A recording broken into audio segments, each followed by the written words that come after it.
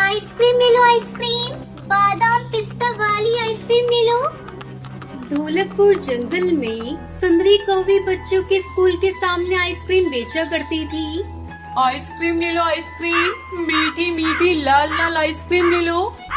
एक दिन की बात है, टुनटुनी नाम की एक चिड़िया भी अपना आइसक्रीम का ठेला स्कूल के सामने लगा लेती है और जोर जोर से चिल्लाने लगी।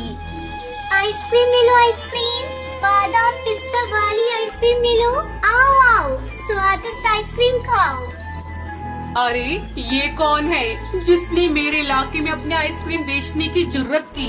मैं अभी इसकी खबर लेती हूँ, वरना सारे बच्चे नई आइसक्रीम को ठेले को देखकर उसी के पास चले जाएंगे। अगर मैंने इसे यहाँ से नहीं भगाया तो मेरा धंधा ही चौपट हो जाएगा। अभी जाती हूँ, नहीं तो देर हो जाएगी। तब तक आप लोग कमेंट पे बताएं 300 डिवाइडेड बाय 10 कितने होते हैं। सुंदरी कौवी टुनटुनी की ठेले के पास जाती है।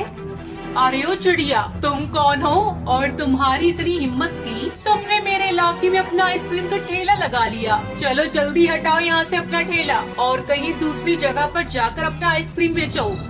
क्या हुआ बहन, आप इतना गुस्सा क्यों कर रही हो? मैं भी तो आपकी तरह गरीब हूँ और यहाँ आइसक्रीम बेचने आई हूँ। इसमें आपको भला क्या आपत्ति?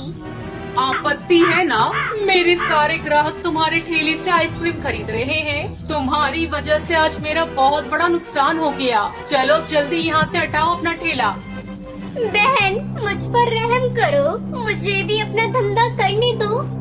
अच्छा तो तू ऐसे नहीं मानेगी, तुझे तो सबक सिखाना ही पड़ेगा। ना रहेगा बांस ना बचेगी बांसुरी। सुंदरी टुनटुनी के सारे आइसक्रीम बिखेर देती है और उसका ठेला भी तोड़ देती है। अब चल भाग यहाँ से, आज के बाद से फिर यहाँ नजर आई तो मैं तेरा भी यही हाल करूँगी जो मैंने तेरे ठेले का किया है। फिर सुंदरी वहाँ से चली जाती है। अपने ठेले की हालत देखकर टुनटुनी रोने लगती है।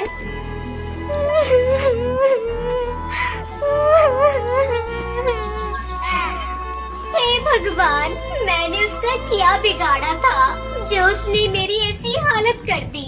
अब मैं कहाँ जाऊँ, किससे मदद मांगू? मैं ऐसे अपनी बेटी को कैसे बचाऊँ? मेरे पास तब कुछ भी नहीं बचा जिसे गिरवी रखकर मैं पैसे लाऊं।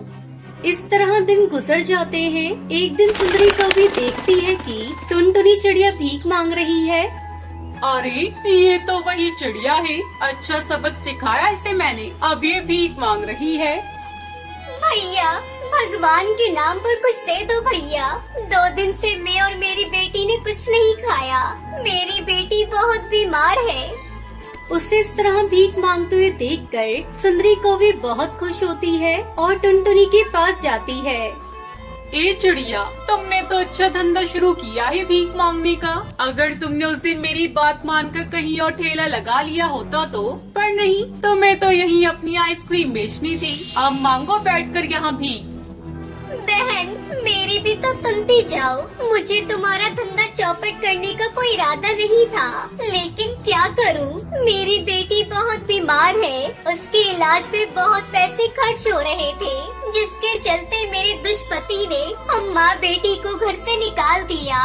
मैं अपनी बेटी को मरता नहीं देख सकती थी, इसलिए किसी के कहने पर मैंने पैसे कर्ज लेकर आइसक्रीम का ठेला लगाया था। लेकिन तुमने मेरी मजबूरी जाने बिना मेरा सब कुछ तोड़ दिया। अब मेरे पास भीख मांगने के सिवा दूसरा कोई चारा नहीं।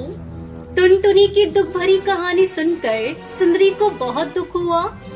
मुझे माफ कर दो बहन, मैंने तुम्हारा जो भी नुकसान किया है उसे मैं पूरा करूंगी। मैं तुम्हारे लिए आइसक्रीम का ठेला बनवा कर दूंगी। आज के बाद से हम दोनों ही अपना ठेला स्कूल के पास लगाएंगे और मैं तुम्हारी बच्ची का इलाज भी करवाऊंगी। तुम चिंता मत करो और आज से भीख मांगना छोड़ दो। अगले दिन से टुनटुनी सुंदरी के पास ही अपना आइसक्रीम का ठेला लगाने लगी और खुशी खुशी आइसक्रीम बेचने लगी।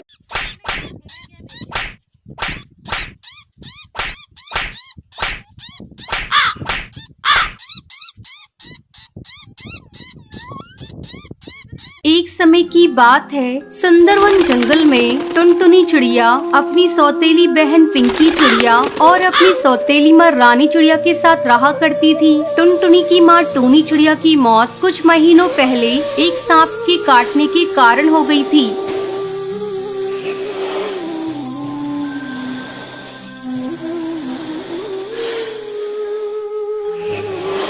तब बंटी कबूतर एक विधवा चिड़िया से शादी कर लेता है। पिंकी चिड़िया उसी की बेटी थी। पिंकी चिड़िया टुनटुनी पर बहुत अत्याचार करती थी। एक दिन टुनटुनी खाना पका रही थी, तभी पिंकी वहाँ आती है और टुनटुनी से कहती है, मैंने तुझसे चाय मांगी थी, तूने अभी तक मुझे चाय नहीं दी। दीदी ये देखो, मैं चाय ही बना रही हूँ, जैसे ही चाय उबल जाएगी मैं आपको लाकर देती हूँ। थोड़ी देर बाद टुनटुनी चाय लाकर पिंकी को देती है। चाय पीते ही पिंकी टुनटुनी पर चिल्लाने लगती है, ये तूने चाय कैसी बनाई है? इसमें तो चीनी बिल्कुल नहीं है, ले इसे तू ही पी ले। इतना कहकर वो उस चाय के प्याले को फेंक देती है। पिंकी चिड़िया का गुस्सा देखकर टुनटुनी रोने लगती है।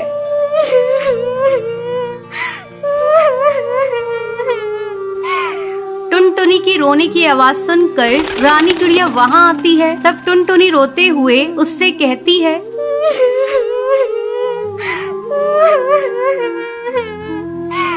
माँ ये देखो, दीदी ने सारी चाय फेंक दी।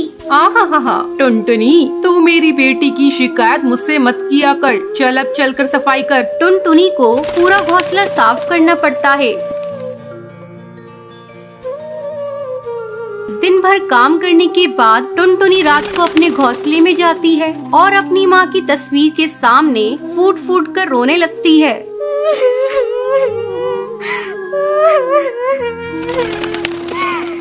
माँ तुम मुझे छोड़कर कहाँ चली गई? पिंकी चिड़िया मुझे बहुत सताती है। पापा भी अब मुझसे पहले की तरह प्यार नहीं करते। वो रोते रोते सो जाती है। अगले दिन पिंकी चिड़िया स्कूल जाने के लिए तैयार हो रही थी। अरे महारानी, मेरा स्कूल ड्रेस कहाँ है? तूने प्रेस तो कर दिया है ना? पिंकी की चिल्लाने की आवाज सुनकर टुनटुनी वहाँ आती है और कहती है, नहीं दीदी, कल मेरा हाथ रोटी बनाते समय जल गया था, इसलिए मैं प्रेस नहीं कर पाई। तू खा खा कर मोटी हो गई है, तुझे चर्बी चढ़ गई है, अब तुझसे कोई काम नहीं होता। माँ इसे अभी इसी वक्त घर से बाहर निकालो, अब ये हमारे किसी काम की नहीं। तब रानी चिड़िया पिंकी से कहती है, बेटा अगर हम लोगों ने इसे घर से बाहर निकाल दिया तो इसका बाप हम लोगों को भी घर से निकाल देगा। इसका दूसरा इलाज है मेरे पास। इसी तरह कुछ दिन गुजर जाते हैं। अब रानी चिड़िया टुनटुनी को खाने के लिए बहुत थोड़ा सा खाना देती थी। धीरे धीरे टुनटुनी कमजोर होती जा रही थी। एक दिन रानी चिड़िया टुनटुनी से कहती है, टुनटुनी जा कुएं से पानी भर ला, पीने का पानी खत्म हो गया है। माँ मैं कुएं से पानी कैसे निकालूंगी? मैंने कभी कुएं से पानी नहीं निकाला, मैं कुएं में गिर जाऊंगी। तू डरती क्यों है? तेरे साथ पिंकी चिड़िया भी जा रही है। हिम्मत करके टुनटुनी पानी भरने के लिए कुएं पर जाती है। जैसे ही वो कुएं से पानी निकालने लगती है, पिंकी चिड़िया उसे कुएं में धक्का देने के लिए जाती है। पिंकी चिड़िया का बैलेंस बिगड़ जाता है और वो कुएं में गिर जाती है। मुझे बचाओ, मैं डूब जाऊंगी। मुझे बचा ले टुनटुनी, मैंने तुझ पर बहुत अत्याचार किए हैं टुनटुनी, मुझे माफ कर दे, मुझे बचा ले किसी तरह से। दीदी तुम चिंता मत करो, ये रस्सी जल्दी से लो और ऊपर आ जाओ। पिंकी चिड़िया रस्सी पकड़कर कुएं से बाहर आ जाती है। उस दिन के बाद से दोनों बहनें खुशी खुशी रहने लगती हैं।